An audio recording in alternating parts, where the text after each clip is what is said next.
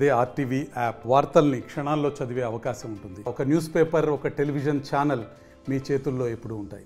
నిన్న మధ్యాహ్నం బ్రాహ్మణపల్లి గ్రామంలో వైఎస్ఆర్సీపీ సోషల్ మీడియా గురజాల నియోజకవర్గ కన్వీనరు వెన్నా రాజశేఖర్ రెడ్డి, అలాగే అక్కడ సర్పంచు తనయుడు మాబు ఇద్దరు కూడా సర్పంచ్కి బాలేకపోతే ఏదైతే మాబు వాళ్ళ నాన్న అక్కడ సర్పంచ్ బ్రాహ్మణపల్లి చూడ్డానికి పోయారు.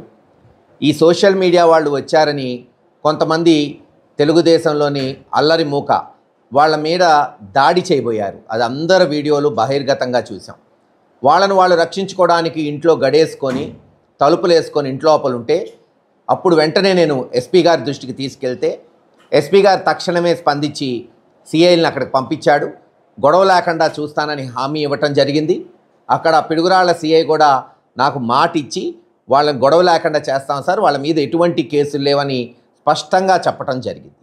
కానీ పోలీసులు వాళ్ళని వ్యాన్లో ఎక్కించుకొని నిన్న మధ్యాహ్నం 2 గంటలకి మరి ఎక్కడి నుంచి ఫోన్ కాల్స్ వచ్చినాయో అందరికీ తెలుసు, తెలుగుదేశం నాయకుల దగ్గర నుంచి గురజాల పోలీస్ స్టేషన్ తీసుకెళ్ళి అక్రమంగా నిర్బంధించి వాళ్ళని గురజాల సిఐ భాస్కర్ రావు ఇష్టం వచ్చినట్టు చిత్రహింసలు పెట్టి ఫిజికల్గా అబ్యూజ్ చేసి కొట్టి వాళ్ళ కాళ్ళ మీద తొక్కి వాళ్ళని లాఠీలతో కొట్టి చిత్రహింసలు చేశారు.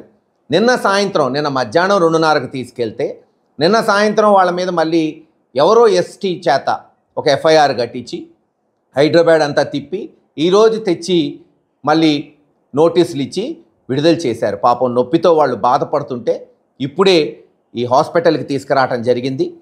జీబీఆర్కి చికిత్స కొరకు టెస్టులు రాశారు డాక్టర్ గారు, స్కాన్లు తీయమన్నారు.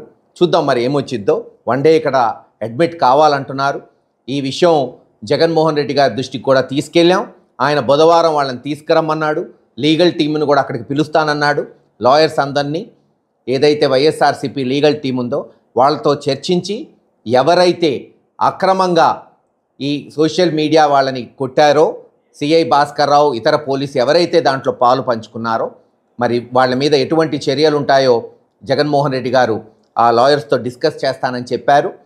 అంతేకాదు ఇంకా అన్యాయం ఏంటంటే ఈ సోషల్ మీడియా వాళ్ళని బెదిరించటం. మీరు కనుక మేము కొట్టామని చెప్తే మీ మీద గంజాయి కేసు పెడతాం, రేప్ కేసు పెడతాం, మర్డర్ కేసు పెడతాం. ఒకటే చెప్తున్నా పోలీస్ వారికి, ఏ ప్రభుత్వం శాశ్వతం కాదు. మీరేదో అనుకుంటున్నారేమో ఈ ప్రభుత్వం వచ్చింది ఓ 10 ఏళ్ళు 20 ఏళ్ళు ఉంటుందండి. 5 ఏళ్లే ఏ ప్రభుత్వానికి ఇచ్చినా టైము. జగన్మోహన్ రెడ్డి గారు మళ్ళీ ఖచ్చితంగా వస్తాడు, గుర్తుపెట్టుకోండి.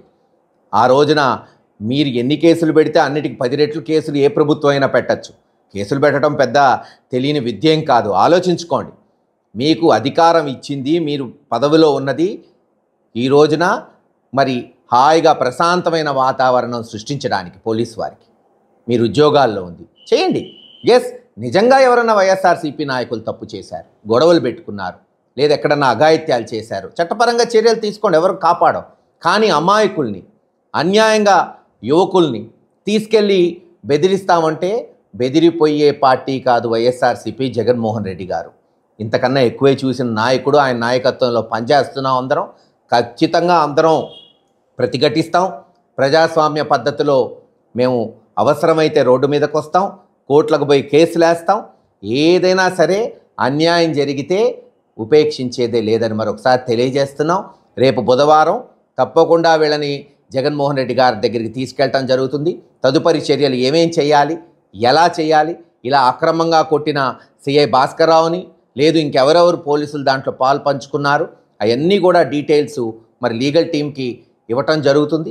తదుపరి చర్యలు ఎలా ఉంటాయో మా అధ్యక్షుడు ఆయన నిర్ణయం ప్రకారం అందరం కూడా చేసుకుంటూ పోతాం. మరోసారి చెప్తున్నాం, అక్రమంగా కేసులు పెట్టినా కొట్టినా తప్పకుండా ప్రజాస్వామ్య పద్ధతిలో మాకున్న హక్కుల్ని హైకోర్టు ద్వారా కావచ్చు, ఇతర కోర్టుల ద్వారా కావచ్చు తేల్చుకోవడానికి వైఎస్ఆర్సీపీ పార్టీ ప్రతి నాయకుడు గల్లీ వరకు ప్రతి నాయకుడు సమాయత్తంగా ఉన్నామని తెలియచేస్తున్నాం. త్వరలోనే డీజీపీ గారిని, అవసరమైతే ఐజీలని, ఎస్పీని కలిసి కూడా వాళ్ళ దృష్టికి గురజాల పోలీస్ స్టేషన్లో జరుగుతున్న అన్యాయాన్ని వాళ్ళ దృష్టికి తీసుకెళ్ళడానికి మేమందరం కూడా పూనుకుంటామని తెలియజేసుకుంటూ సెలవు తీసుకుంటున్నాం. మరిన్ని వీడియోస్ కోసం ఛానల్ ని సబ్స్క్రైబ్ చేయండి. లేటెస్ట్ అప్డేట్స్ కోసం వాట్సాప్ ఛానల్ ని ఫాలో చేయండి. అండ్ లింక్ డిస్క్రిప్షన్ లో ఉంది.